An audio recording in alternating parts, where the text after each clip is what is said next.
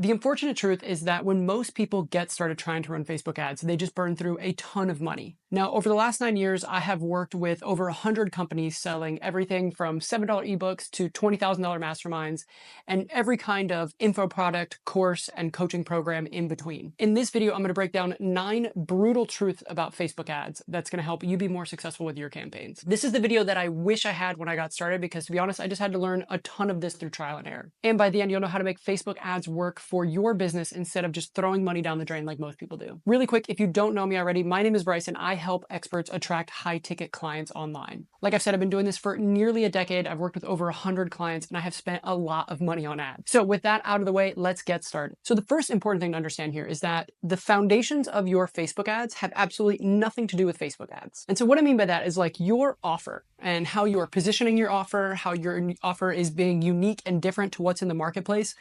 All of that is going to have a way bigger impact on your campaigns than how you set up your campaigns inside the ads manager. The easiest campaigns that I've ever ran, like all we did was turn on some super basic ads and it just took off. And the reason why was because what we were selling was super new. It was super in demand. We were tapping into a massive need that the marketplace had.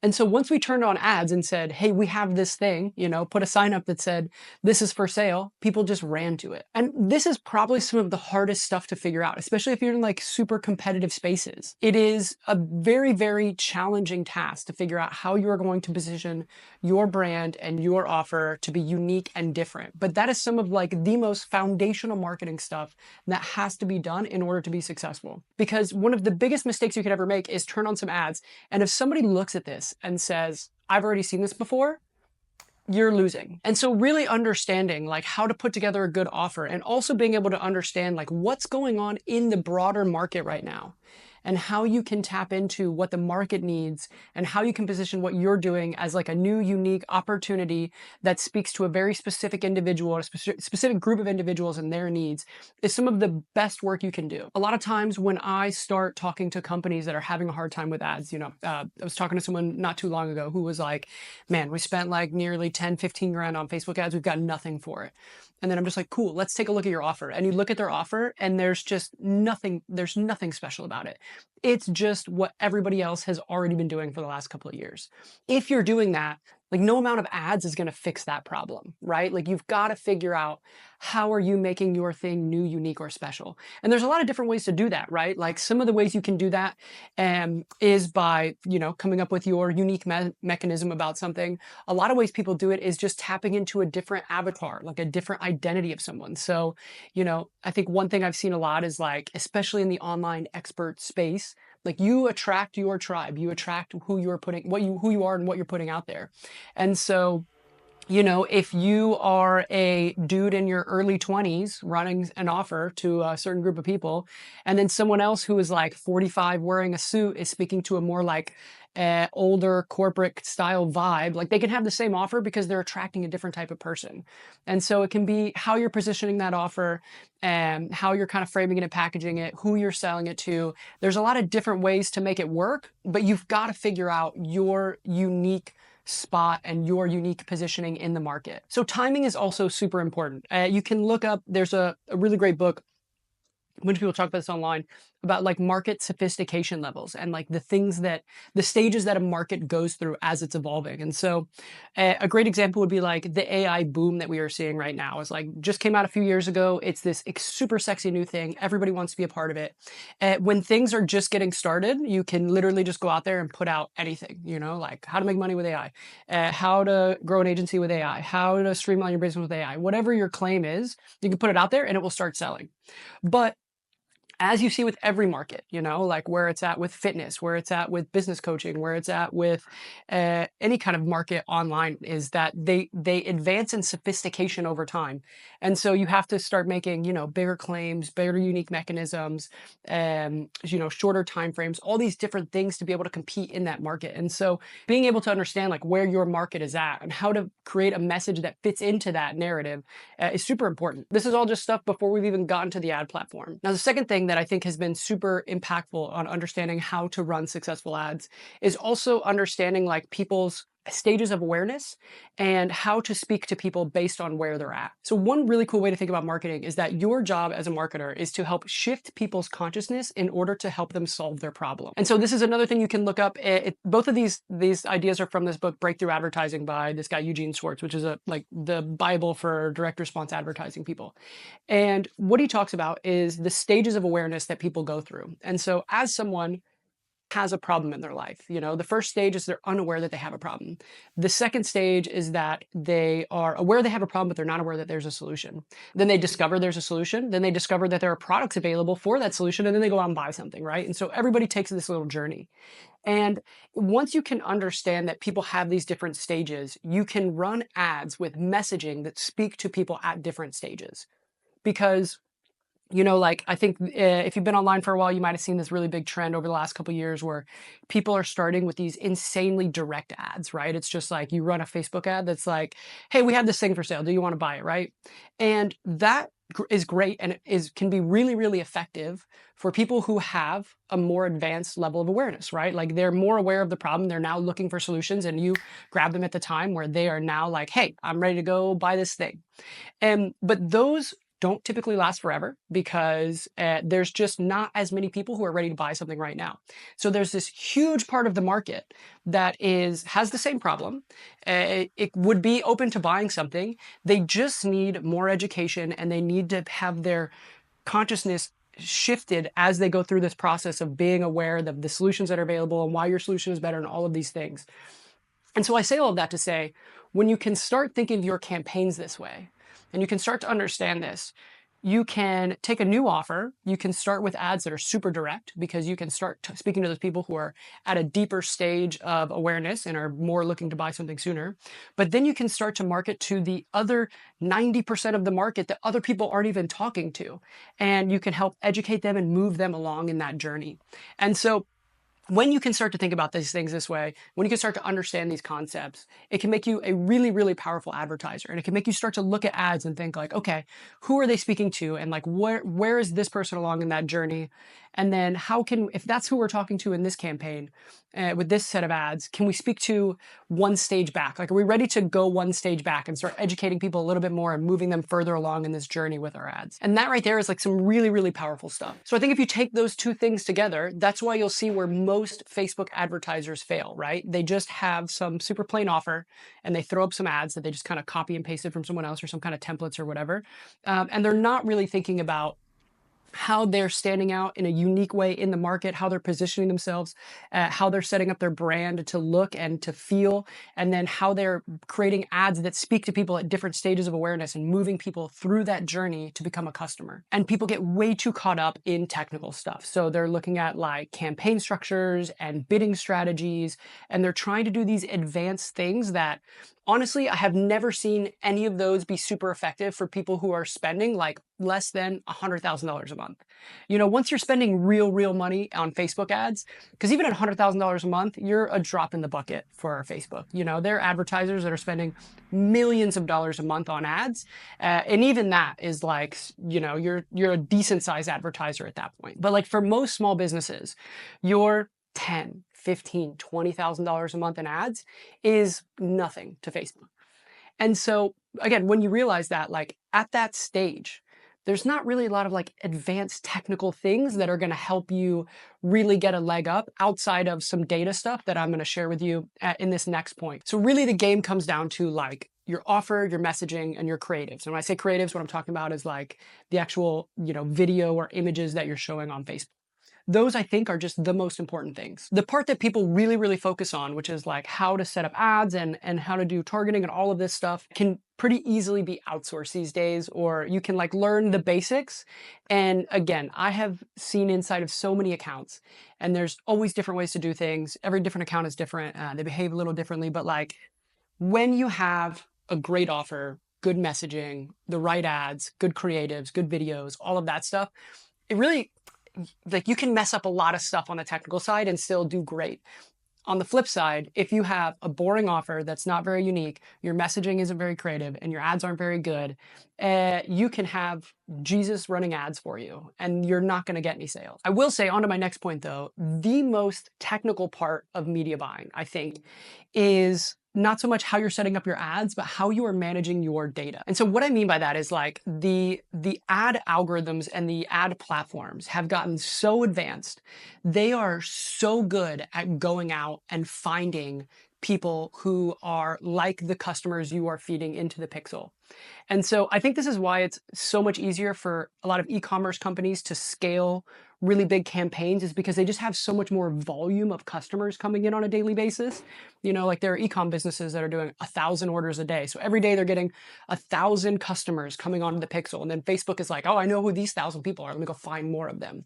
And I think with a lot of smaller info product, coaching, high ticket courses stuff, you're just not getting that much volume. And so how you send data to Facebook to tell them like, hey, this is a really good customer for me, go out and find more people like this, is probably the most important thing. And so what I have seen work really, really effectively here is, whether it is you or it is a technical person on your team or someone you hire, make sure that you have really, really good, clean data going to your pixel, and you are monitoring to make sure that that is the only thing that's going into your pixel. So what I mean by this: if you optimize a campaign for leads, we all know that what happens is you get a ton of leads. The leads don't open emails, they don't convert, they're not good quality, and they're just not good leads for your business, but you're spending money to get leads.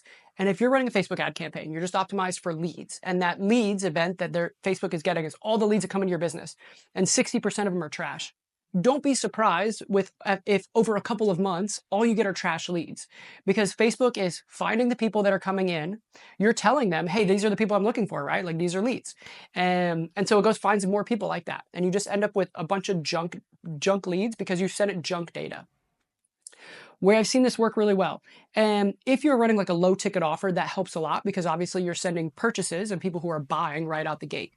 But a lot of businesses aren't running low ticket offers. If you are running something like a lead gen funnel or a VSL sales call funnel or something like that, I think the best thing you can do is make sure you have a filtration system so that you're only sending good leads back to the Facebook pixel. So what we'll do with sales call funnels, where we're booking calls with a sales team, is we will have an application. And on that application, we will filter people based on what their answers are. And people who are bad calls go to a different landing page. And so after they fill it out, they kind of get their little score once they get to the end. If they're not, if we've seen based on their answers, they're not going to be a good lead, they go to landing page, thank you page B. And we don't have a pixel set up on that page, and we're not sending that data back to Facebook. And if we get a call with someone who has really good answers, they go to thank you page A, that's going to send them to go schedule. And then they schedule. And then at the end of that scheduling, we have the call booking. And so we're only sending back those good calls to Facebook. And so what happens over time is we're teaching the algorithm, hey, these are our good calls. We want you to go get more of these. These are our bad calls. We're not even going to show you these because we don't want more of these. And so that kind of data management is super important, because again, the algorithm is really smart. It will go find you those people that you are asking it to go get. But you have to be that good filter person. Also know, like, there are really advanced marketers out there, and like the options are available. Just go buy the data. So there are platforms out there that you can spend a couple $1,000. You could say, if you had an example of like, I don't know, I'm trying to work with like all the auto dealers in North America. You could just go buy that list from a company and feed that data into your pixel. And so that's how a lot of people start new campaigns really successfully, is they just go buy all the leads that they want. They feed that data into a pixel using like an API or something. And then the pixel is already trained on that group of people that they just bought. And then they go start running ads. And the pixel already knows like, hey, here's how I go find those people. So know that like there are those kinds of options available depending on what type of business you're running and who your customers are.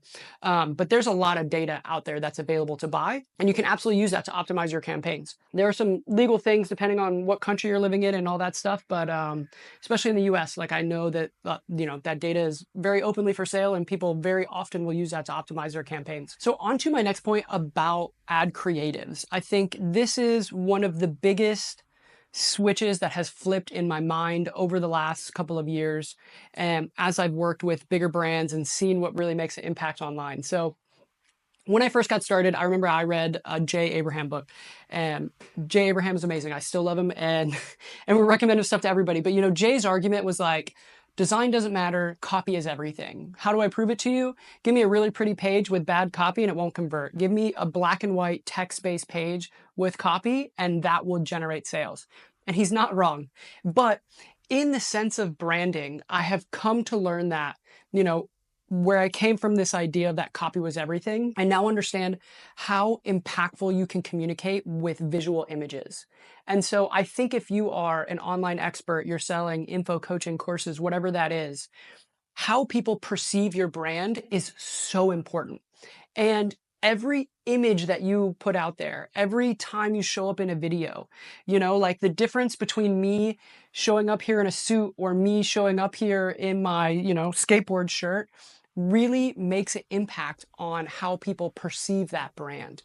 And so from the very start, thinking about how your page is set up, how are they designed, what are the pictures you're putting out there, how are you showing up in your video, are you going to show up, where are you going to show up, what are you going to be seen with, who are you going to be seen with, all of that stuff really communicates a message visually. And so while copy is so important, so is how you are visually representing your brand. The biggest brands out there, the biggest people in the world who have the biggest brands, like nothing gets put out into the public without that be running through a team that is filtering to make sure every single thing is viewed the right way. And I think the more you can start to think about your brand and the way you want to be communicated, the way you want to communicate to the world who you are visually and through your messaging is really, really important. So when you're writing your ads, when we go through an ad process, the very first thing we start with is like copy, because it's always comes down to messaging. So most of our best performing ads are video ads. So we're looking at like, okay, first we script out the video, then we write out the ads.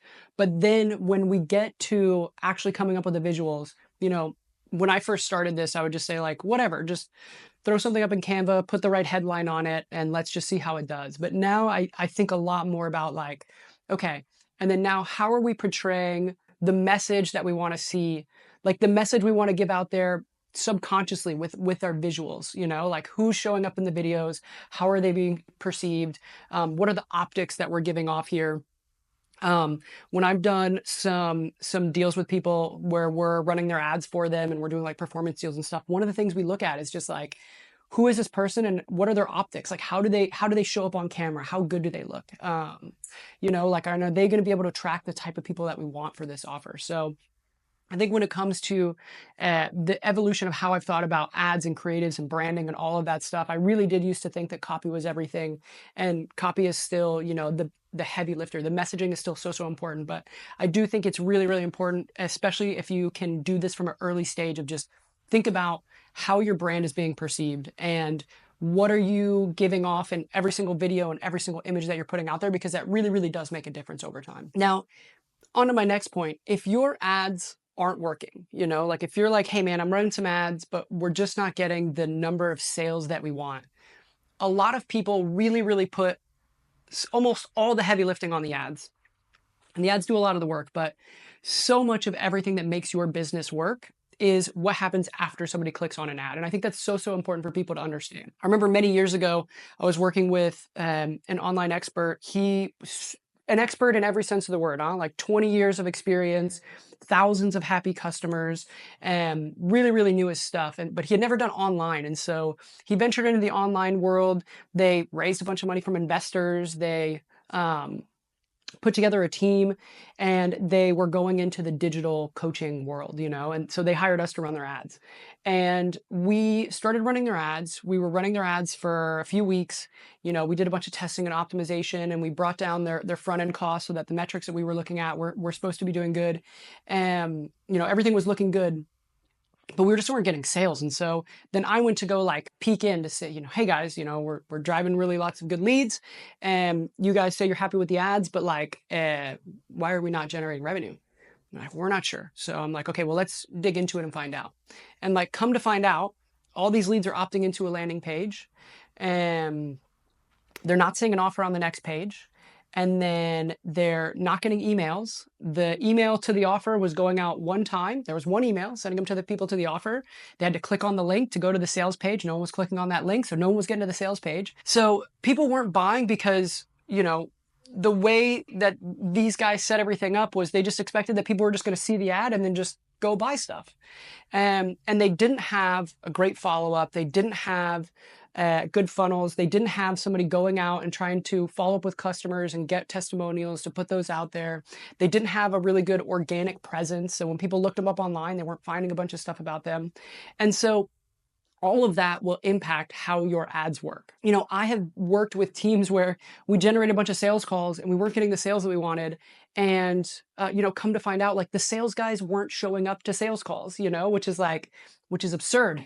But these things happen. And so, you know, if you are running ads is super important. And I've got, at the very end here, I'm going to tell you, like, you know, I think the number one thing you should focus on when you're running ads. But you know, when it comes down to when you're looking at the whole system, figuring out, like, are the ads doing the thing that they're supposed to be doing? And then is the rest of the machine working? Because your ads aren't going to be able to do the entire process of attracting, educating, and converting people into becoming high ticket clients, or, you know, like high value customers just by themselves. So my next little tip here is on ads. I've seen this situation a lot as well, where companies get something set up and they get something working and they're making some money and their ads are profitable, but they're stuck at, like, I don't know, they're spending like 4, 5, 6K a month, less than 10K a month. And they're like, hey, we're spending money, we're making money.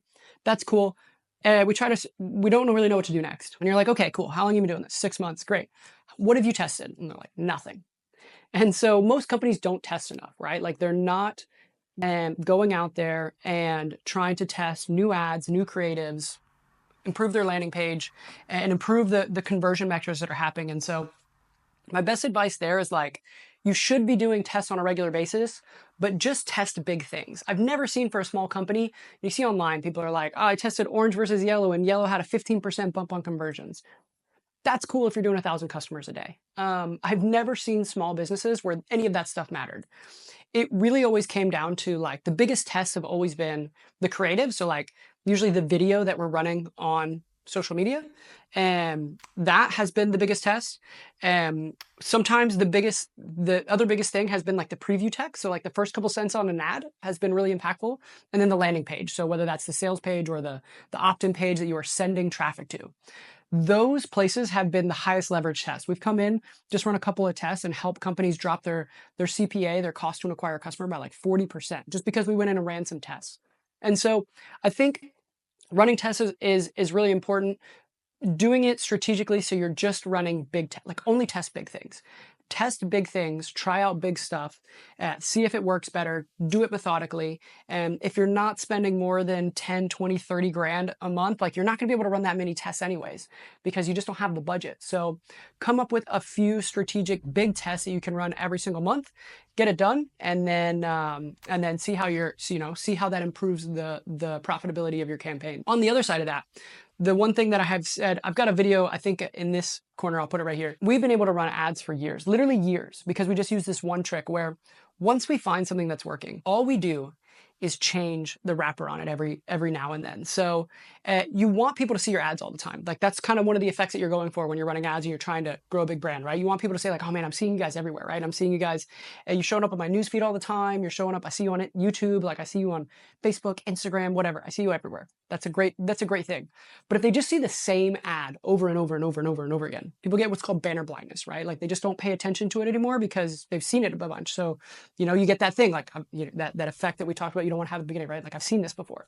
And so what we've done with ads that are working really well is, on a video, you just change the first couple of seconds. So the first 3 seconds, just change those, right? Like, make the visual a little different. On an ad, that little the first 2 lines, I think on Instagram, it's just 1 line now that shows up before the see more button. So it's just like that one thing people have to click before they get the see more button to show up, before they can see the rest of the text.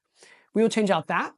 And we will change out the creative. If it's an image, we'll just kind of change the visual and leave the headline the same, so that we're still conveying the exact same message. We've just made it so that the fraction of a second when that ad shows up in their newsfeed, they don't have that "I've seen this already" effect.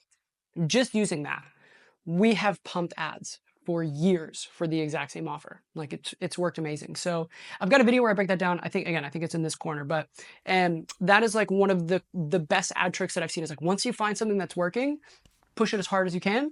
And if you start to see it just getting diminishing returns, You know, like a lot of people, they get an ad that's working and then they go try to find a new ad that they can beat it with. And I think that's always good, and you should have that on the side and you should be doing that. But what you really want to do is just find that one ad and just keep slightly iterating on it so that you can just keep getting past that a little effect of like, I've seen this already before, and you can just run that ad for a really, really long time. So that's kind of it for a lot of the stuff that I wish I knew when I got started. Now, again, I think ads have changed a lot since I started running ads. And so where I see this going in the future, I think what the future of this industry looks like as AI is coming up and as trust is at a real all-time low, right? Like, everyone's been burned by these programs. We don't talk to anybody that comes onto a call for a high ticket program that hasn't been burned by somebody before. So it's like trust is a really all-time low. AI is going crazy. AI content is just going to go nuts in the next couple of years. So where I think all this is going is like the info product educational coaching industry is definitely going to be around. Like it's been a thing. It's always been a thing, and it's always going to be a thing. There's always going to be people with problems that are willing to pay other people to quickly get solutions to those problems. Now, I think the way that people are going to make those purchasing decisions is going to change. You know, a few years ago, like, people would make purchasing decisions, especially big purchasing decisions, quicker because I think the economy was better. I think trust was higher. I think these things were newer online now. And I think that you can win with paid in the long run if paid is part of your traffic strategy. So I think everybody, all the experts that I know that are doing really well, and I think everybody needs to have paid and organic in their tool belt. So I think everybody needs to have paid and organic in the strategies that they're using, because people need to see you in different places, right? Like, a lot of times they'll discover you through an ad, and then they'll go do their research, you know, and the first thing they're gonna do is open up a new tab on their phone or on their computer and go Google this person. They're gonna click on your social media profile. They're gonna see what's there. They're gonna see if they can find you somewhere else. So if we can create an environment where they can discover you however they discover you, through ads or through organic, but then, you know, they go on Facebook and they see an ad from you. Then they go on YouTube and they see a video from you. Then they get on your email list and you show up in their inbox. Once you've started to hit somebody from multiple places like that, that's really where you start to like get the trust level super high, and you start to move people towards becoming a high value customer. And so I think in the future, the best brands are all going to be doing that. I think AI is heavily going to shape this industry because more than most other industries, like, you know, we are literally content businesses. Like, the way we find customers, way customers find us is by promoting content online. We are selling information and content. Like, everything that we do is content. And so I think as AI gets better and more sophisticated, people are going to be able to flood the market with this kind of content. And so the more that you can leverage AI to help you do things. So right now I'm seeing people who are using AI to speed up their content process, speed up their video editing process, speed up their content ideation process, speed up their sales qualification, and like using AI agents to qualify leads, talk to them. If someone sends a text or whatever, if someone takes a certain action on a website, the AI bot will like message them and start a conversation. And then if a human needs to jump in, they will. But like, I am seeing people start to leverage a lot AI to do a lot of these things. And I think that's only going to grow in the future, right? So that's going to get more and more advanced, more and more sophisticated, maybe one day to the point where like I can make a video like this makes a video that looks this good with AI, right? And then I can make 10 of these videos a day. So I think that in the online expert space, that's going to happen. And the more that you can figure out how to leverage these tools, use them correctly, and really use them as leverage, right? So that you're always focused on the things that we talked about in the beginning of this video. Like, you've got a really great offer, you're figuring out how to position it uniquely in the marketplace. You're really helping people solve specific pain points and problems that they have for a very specific market. And then you're using AI to like grow your business and get it out there. Because again, I think, you know, the future will be people, small teams of people who are making ungodly amounts of money, right? Because they're like the top people in the marketplace. And then, you know, like, you're gonna have everyone else who's trying to compete with the top people. I saw a stat the other day that was something like, you know, I think it was like less than 70% of people who are like online coaches, educators, are making more than 10K a month, which is like, man, that's absurd. To think that like 7 out of 10 people are not even making 10K a month, which if you're gonna be running your own business, like 10K a month should be kind of the bare minimum to like go through the effort and sacrifice and take on the risk of running your own company. And so I think the people who are able to break tasks at point are going to be really good at a lot of the fundamental and marketing stuff that we talked about here, and then really good at leveraging distributed teams and AI to get a lot of stuff done, because the biggest people are going to have insane outputs, you know, in terms of the content they create, the offers they create, the ads they can run, all of that kind of stuff. So to summarize, you know, I think to win in the future, a really strong offer, a really strong brand, a really strong messaging, and a really strong traffic strategy that blends paid traffic and organic content. You know, again, I think a lot about paid content as like paid ads is what we're using to go out and find new people, and I want organic content so that when people go Google my name, they find a bunch of good stuff. If you're a beginner, like if you're not even making 10K a month, don't even mess with ads to get started. Like go validate your offer, sell through organic, talk to people, sell through DMs, like, you know, like get out there and hustle and find those people. Once you're ready to graduate to paid ads, I think the most important thing, if you're a business owner, if you're watching this, you're a business owner and you're like, man, what do I do with all this? The three biggest things you should focus on is your offer, your actual ads themselves. So like your creatives, like make sure you got like some banger videos out there that are going out and promoting your offer. And then your brand. And like your brand online, how it's being seen. That includes like the content you're putting out, what we talked about with like your optics and how you're being perceived. And then also like your online reputation. I think this is huge, where I've seen so many brands that are doing really good. All of a sudden their sales start going down and they find out it's because like someone posted a video on YouTube talking trash because I went through their program and said it sucked, you know, and all of a sudden like the next person that, hey, I'm thinking about spending $5,000 with this person. I look them up and I hear these terrible things. So, you know, really focus on like, again, your offer, your ads, having some banger ads out there, and your brand, and like how your brand is seen and perceived online, how you are seen and perceived online. If you can focus on that stuff, then everything else, like getting people to push buttons and you know, write Facebook ad copy and set up this data stuff so that you've got good data going to your pixel, manage your funnel, all of that stuff. You can hire really good tech people to do that. In today's online world, like you can hire people from all around the world. You can have distributed teams. So you can have someone help you do all of that stuff.